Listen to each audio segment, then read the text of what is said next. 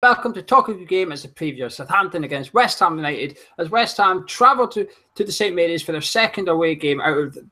And we're still got another one to go at Newcastle after a 4-0 thumping at Manchester United. Jason, what's your thoughts on Saints?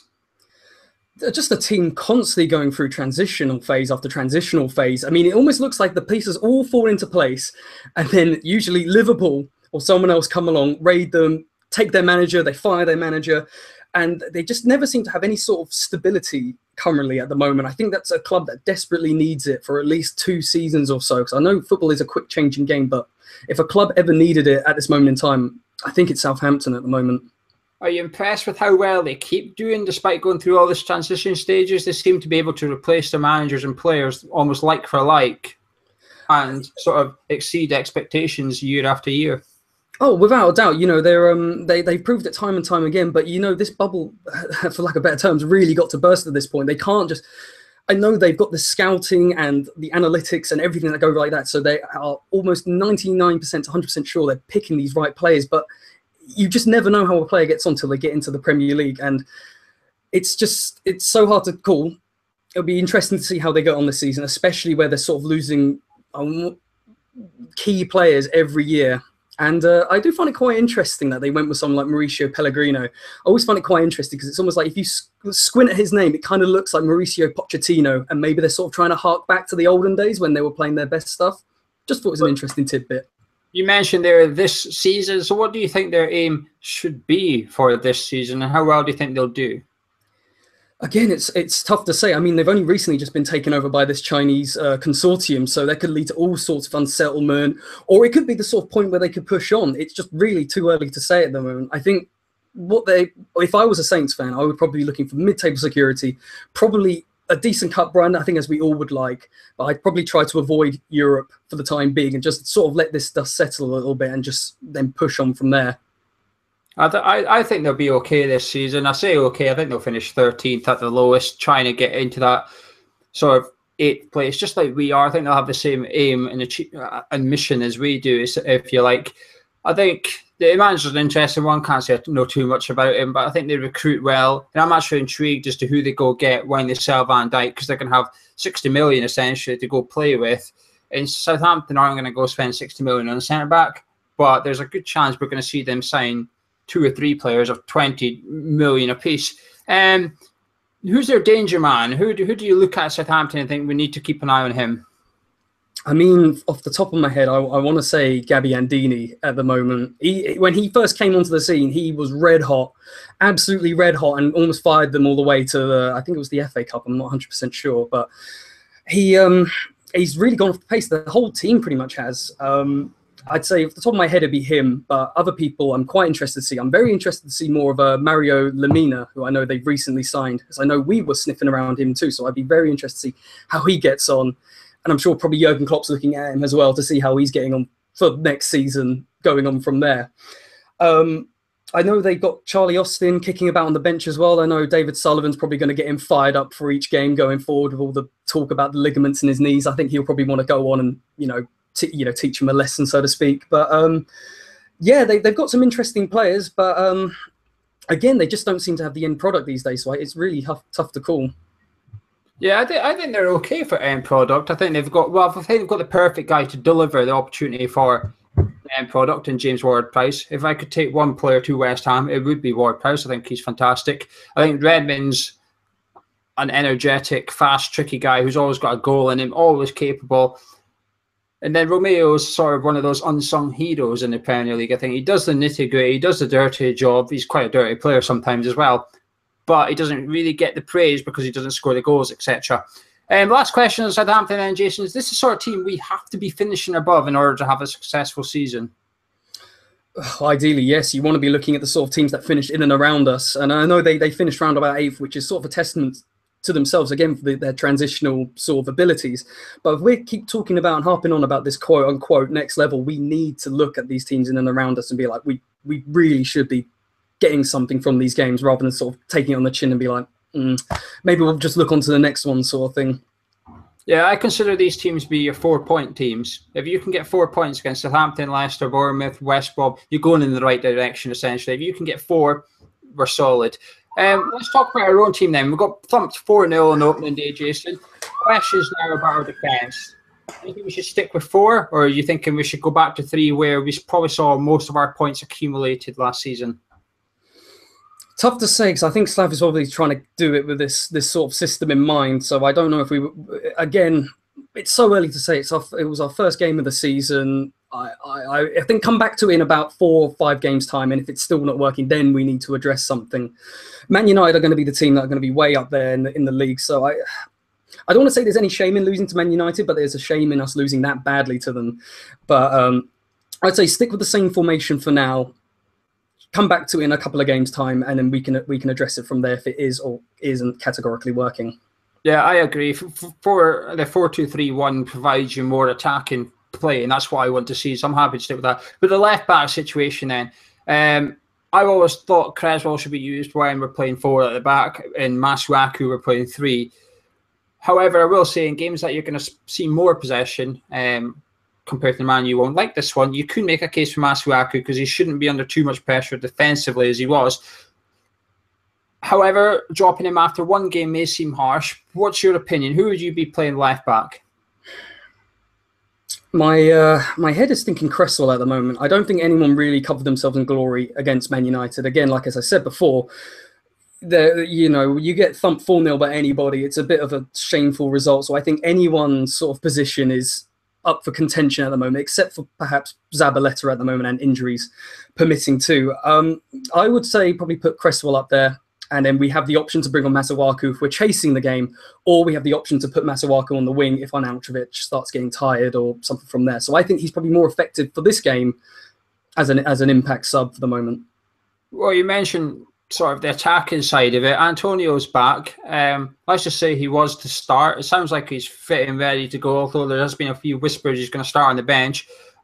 I think we almost have to take the risk already and start him. So who would you replace him with? I think there's 2 contenders. There's Ayew, and then you stick with your sort of 4-3-3 that we saw at Old Trafford, or you put him in for Fernandes and go 4-2-3-1 and put him up alongside Arnautovic and Ayew to back up Hernandez. Which one would you put him in for?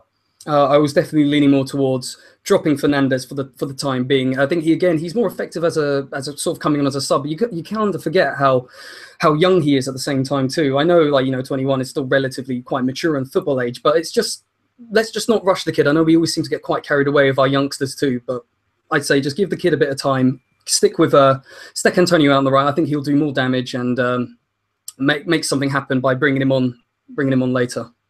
Yeah, I would like to see Antonio on the right as well and keep Ayew in the middle just behind Hernandez, almost as a second striker. I don't like relying on Ayew's pace when we break away, so I think if he doesn't have to enter our third, he doesn't really need to break away with pace. He's already up there ready to join in the counter-attack, and I think that's what's important. I think we've seen him at his best at Burnley last season, Ayew, and that's when he did start sort of in the central role, and he was quite a key player. Everything was going through him, and I think we've got to do the same again against Southampton. We have to get him. Romeo is a fantastic player. He has to be bothered by Ayew. He has to sort of take him out of the game a little bit. Well, what do we need to do differently there, Jason? We turned up at Old Trafford, got our arses smacked a little bit. Not the formation or such like, or maybe tactical things. What do we need to do different? No, I was thinking, I totally agreed with you on the Ayew front when I was sketching out my formation for it too. I think we need to get Ayew as the shadow striker. Don't give him any defensive responsibilities. Just let him go left, go right, and do the link-up play. Because I think that's where we were sorely lacking with someone just to sort of carry the ball through the midfield to transition it to the front. Because we just saw how isolated Chicharito was in this game. And if just giving Ayew that sort of free license to roam a little bit, I think could work well for us. Because I know we always seem to have this, the season-long discussion of what is his best position. Well, I think perhaps maybe letting him wander around and in this free role could actually be the position for him, at least for the time being, till we get some of more of our key players back, or more importantly, fit and ready to go. Speaking more about the sort of midfield and that, I just think, again, it's just a write-off. When you're looking at the Man United midfield of Matic and Pogba, they absolutely bossed us and, took our midfield completely out of the game. But I don't think we're really going to come up against the same challenges against, I want to say, Stephen Davis and potentially Mario Lemina or Oriol Romeu. So I'm hoping we're going to have a little bit more competition contesting them for the ball. But again, we don't know till West Ham turn up on the day. Yeah, so Jason's saying IU's best position is no position. Don't give him one. And it could work. I would like to see it. I think we just need to, do you know something? I keep saying this. I actually think we played okay for the first half an hour at Old Trafford. I thought we were working hard. The only problem is we couldn't keep the ball. We couldn't make the ball stick. We were struggling to pass it and keep possession. We were way too quick at just launching it down the pitch to Hernandez, who's isolated. Hernandez cannot be isolated anymore. You should almost give IU the rule that you've got to be within 10 yards of this guy at all points. If Hernandez goes left, you go left. Hernandez goes right, you go right. You stick together. You used to talk about strikers partnerships in the Premier League history that were good, Shearer and Bellamy and that. And they always say that you should almost have like a bit of string between the two, a bit of rope, and you never leave that distance of rope. You're always beside each other, moving, and you know where each other are. I think it's important that we sort of try that with Hernandez, because people have questioned if Hernandez can play up front on his own. He's going to have to under Bilic. I can't remember us playing two up front, so the next best thing is sort of the second striker role, and that's where IU's got to come in. I think we just need to keep possession a bit more. Ogbonna was the one that irritated me for just booting it down the middle of the most at Old Trafford. I think someone needs to tell him just to chill. You get possession, put it sideways to Creswell, Reed, Noble, Obi, and they'll all take it off them. You just got to give it to them. We have a new show coming out. It's sort of like an old show, relaunched. Tomorrow night, it's Who Are You?, where we speak to an opposition fan. Charlie's new show, he's headlining it all, so stick along for that. You want to hear the thoughts of a Southampton fan. And Gonzo's going, so he'll have a vlog as well. But Jason, are you confident for this one? And would you take a point, or is that not enough just yet? Well, I was going to say, I'm definitely more confident for this one than I was for the Man United game. I can tell you that one for a fact. Yes, pretty much. I would like us to go in and come out of 3 points. Would I be disappointed with a point? If we were talking about sort of getting the 4 points from our first 3 games, I'm looking at this one with Saints' patchy home record. Albeit we got a patchy record against them in general, but they've been especially drab at home. We've got to be looking at this and being like, we'll be gutted if we don't come back with something. Or we don't come back with a win, rather. When you were saying about the sort of, we were just so busy launching it forward, I mean, poor old Hernandez, he was up against Eric Bailly and Phil Jones for 90 minutes. There was no way, for love nor money, he was going to win any headers anytime soon against those two. But I have way more confidence in him, at least trying to get something service-wise against Michael Stevens and Maya Yoshida, since we, they're not exactly blessed for aerial presence. In fact, this will probably be a game, if Andy Carroll does pass a late fitness test, he would absolutely be licking his lips at coming on as a last-minute half-an-hour sub to just goal hang, whip across in and just get his head on the back of it, you know?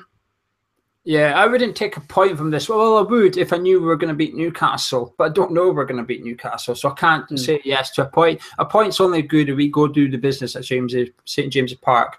I wouldn't want to go into the Huddersfield game. We're less than 3 points. I said 4. I'll still be disappointed if we say win Southampton and lose at Newcastle. I'll be a bit disappointed, but I wouldn't be concerned. I won't be hitting the big red button or that yet. But we really need to get something from this one in Newcastle. We need to get points on the board, or it starts to get a little bit scary time, if you like. A bit of pressure that we don't need. I think I've already said what I think we need to do anyway, but Jason, 2 players just quickly. First of all, Declan Rice. Would you like to continue to see him coming off the bench in games like this, or is it sort of, well, you're just going to have to judge it, and if the going's got tough, then you sort of have to make the call whether to throw an 18-year-old kid into the game or not? I mean, if he's good enough, he's old enough is the one thing I got think of saying. We seem to have this sort of mentality of like, we don't have the biggest squad size, especially, with Faguli out the door and now Snodgrass pretty much just being confirmed to being, 1 foot out the door at this point in time.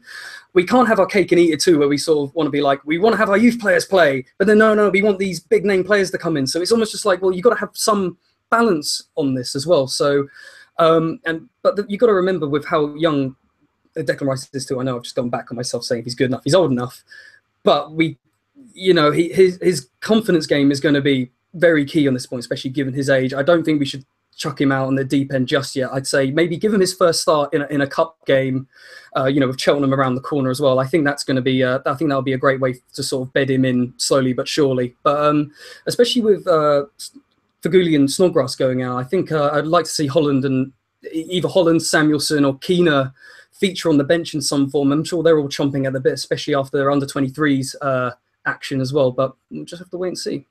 Yeah, I have to agree. I wouldn't see Holland on the bench to place either Ginge or Font. I think one of them, there's no need for two 33-year-old centre-backs on the bench at the same time. No need for it at all, especially when you've got the other left-back and Byram as well. There's no need for two centre-backs. I think you need to have Holland on there.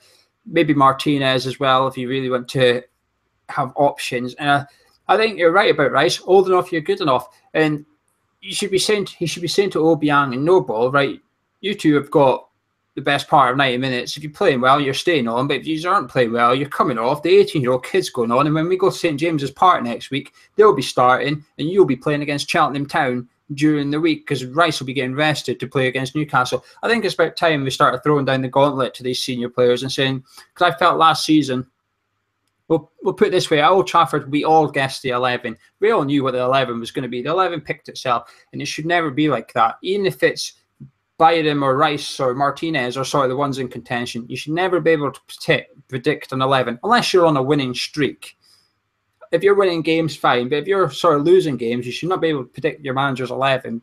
And it's important that Bilic gets this competition and, like you said, uncertainty into the squad where, like, you play a few games wrong and someone else is on form, you're dropped. But Jason, are you confident? Give me your score prediction. I'm confident more, as I'd be a bit hypocritical on myself if I said we shouldn't be looking to beat Southampton, especially at the moment given their form. Yeah, I'm going to go with a 2-0 West Ham win. I hope Carroll can feature in some way because I think this is a game sort of ready-made for him. So I'm hoping he can crop up and at least get involved in some form.